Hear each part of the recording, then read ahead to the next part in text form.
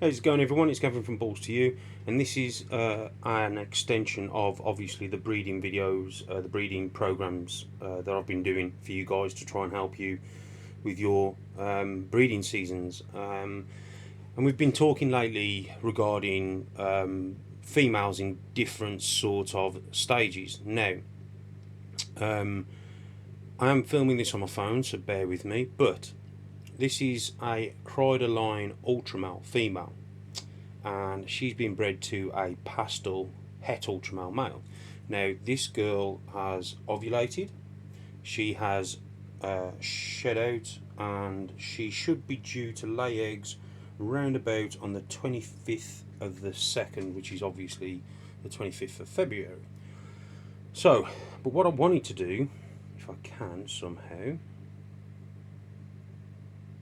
there we go, just the white balance, is just show you basically the sort of mess she's made a mess in a tub.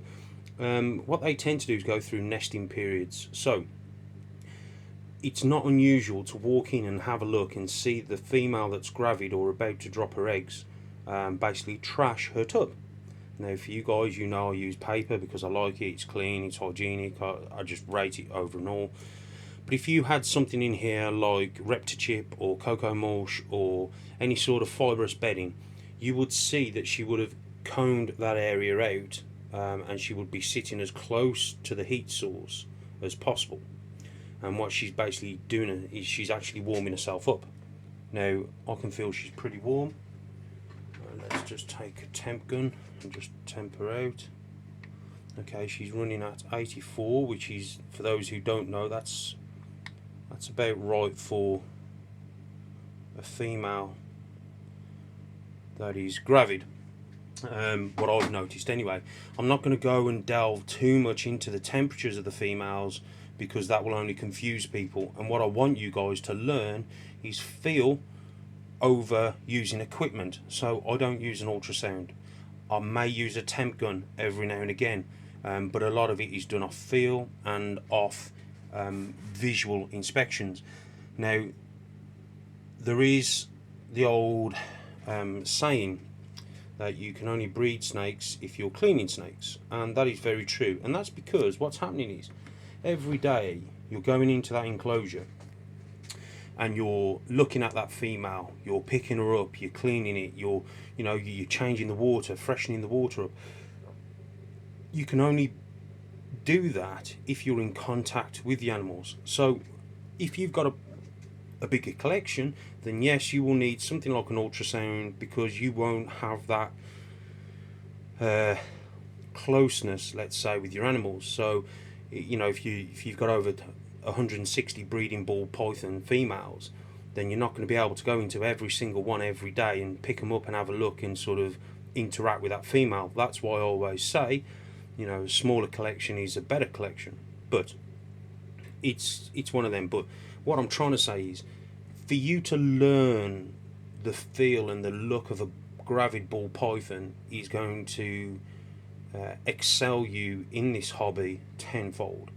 A lot of people will use ultrasound machines and temp guns, which is great, which is fantastic, but for me, I want to see that female. I want to take a look at her. I want to have a look at her. I want to feel her. I want to examine her. I want to see exactly what she's doing at different stages.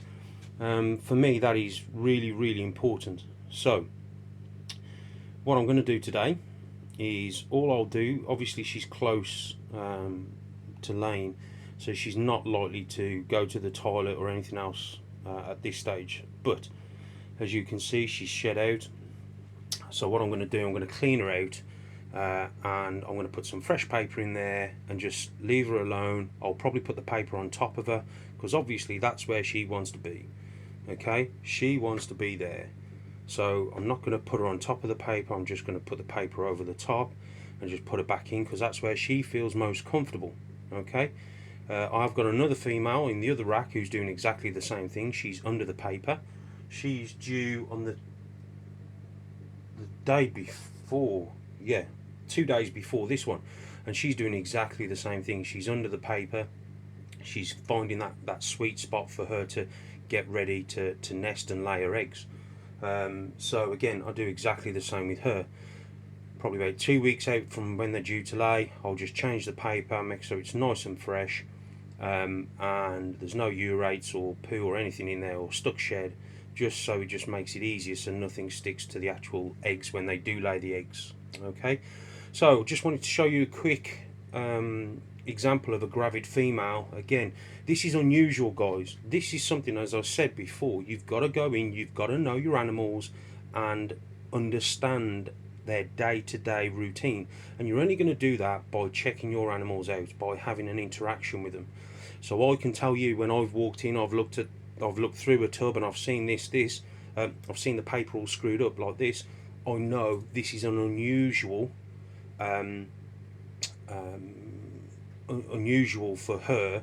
So, because some people do struggle with seeing whether or not their ball pythons are gravid or whether they've missed the ovulation. So stuff like this to me is really unusual, because I know what she's like. I know she wouldn't normally do this. She'd be sitting on top of the paper. She certainly wouldn't have scrumpled it all up like this. So I know this is unusual. So for you guys who are new to the hobby, who are learning stuff, don't be too hard on yourself if you've missed that ovulation. Go and record the sheds, and then you can look back and say, oh, okay, 30 days ago she shed out and today she's sitting on eggs. That must have been her pre-lay shed. And then you can look back and sort of, it's information gathering, and you can then recall, oh, okay, yeah, I remember she was doing this with the paper or with the substrate. And then you learn that way. Okay, every animal is different, but they do tend to follow what I call a guideline. So that's enough for me chatting, guys. Hope you're all okay. Hope you're well. Thanks for all my support. Thanks. I can't thank you guys enough. It's amazing, and yeah, it's just truly humbling to have you guys comment and watch my videos. So hope you've learned something with this, guys. For now, I'll speak to you guys later, and hope you're all having fun. Take care, everyone.